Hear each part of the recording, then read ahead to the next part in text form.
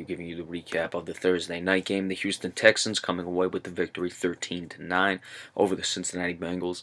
Houston moves to 1-1. Cincinnati drops to 0-2. Cincinnati has not scored a touchdown this season. DeShaun Watson, good enough, 15 of 24, 125 yards, no touchdowns, no interceptions.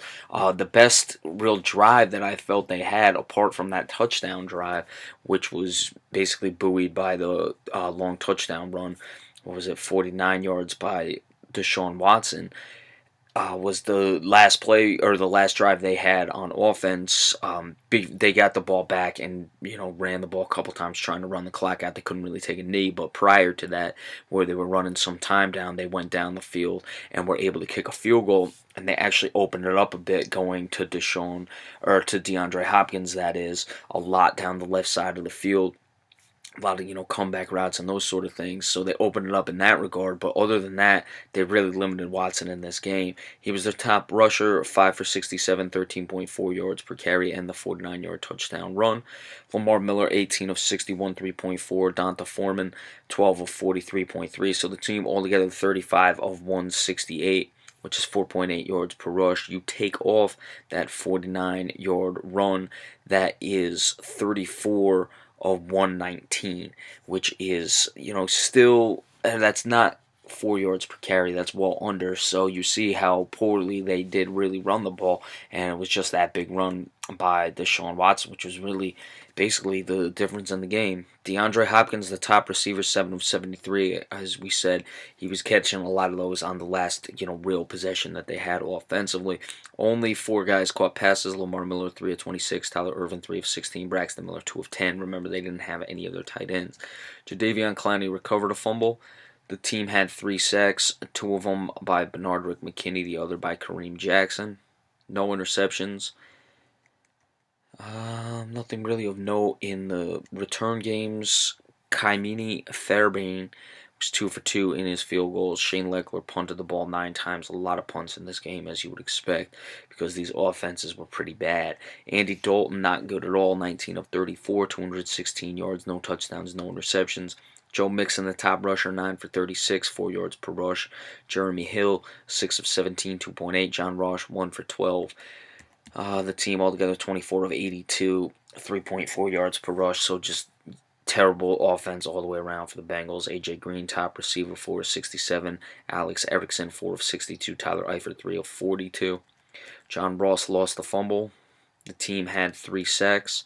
2 of them by Geno Atkins, who played very well, the other by Chris Smith. So Houston went from 10 sacks to 3.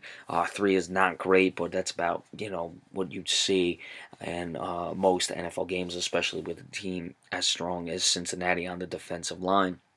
So give him credit there. Alex Erickson was good in the return games, 2 for 76, a longest of 41. Adam Jones had a good punt return of 33 yards. Alex Erickson returned 4 for 57. Jones was 2 of 41. Randy Bullock, 3 for 3 in his field goals. Kevin Huber punted the ball 7 times. Houston is moving on to play the Patriots. They go to New England to play New England, obviously in 10 days, so they get a little extended time off, as both teams do. And the Cincinnati Bengals travel to Green Bay, so they've got their work cut out for them. I don't know really where to start. I guess we'll start with how bad the Bengals offense looked. Jonathan Joseph went out of this game.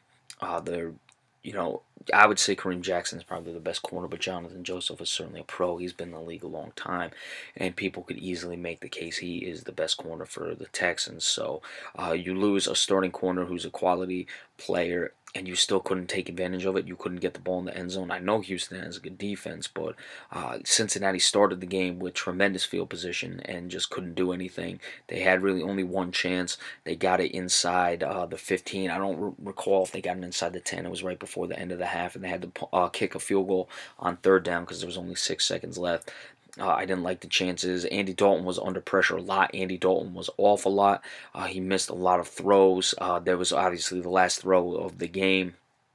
There was the 2 drives. There was Houston trying to run out the clock. Then there was the shenanigans Stanford band play at the end. The last drive before then, you could have set a holding penalty. Sure looked like it, but Andy Dalton threw the ball just way over Erickson's head. It was pretty bad. There was another play. Guy was on a slant. Andy Dalton threw it low and behind the guy. Could the receiver have sat down? Of course, but it just wasn't a good throw. Andy Dalton was off. As for the Houston Texans, look, they were clearly limited in what they had. They didn't really have any tight ends. They were, playing offensive linemen in the tight end position. You saw only 4 guys caught passes. I like when they finally opened it up to DeAndre Hopkins. That was what I thought was their best drive. They've clearly got work to do. They've got to figure out the receiving situation. Of course, a lot of that has to do with injuries, so we'll have to see. They get some extended time off because they played the Thursday game, so certainly that is something to keep an eye on. Got to run the ball better, of course, if you're going to rely on the defense. Look, Cincinnati, moving on to them, I don't think they were going to have a very good year. I didn't think their offense would be this bad. We said it, though. They were missing Andrew Whitworth. I thought that was big. I felt Cincinnati could have a lot of, big offensive plays, but also a lot of negative plays. It's not being the case. It's certainly affecting the team, but it's not affecting them the way I thought. They just can't get anything going. So they've got their work cut out for them, but it could be a very bad year for the Cincinnati Bengals. And, of course, with the Houston Texans, got to continue to develop DeShaun Watson. We'll see. We'll see what chances they want to take moving forward. All right, so come Saturday, we'll give you the preview of the Week 2 games for Sunday. Remember, we appreciate all subscriptions as well. Be sure to stay tuned. Thank you all so much. Have a good night.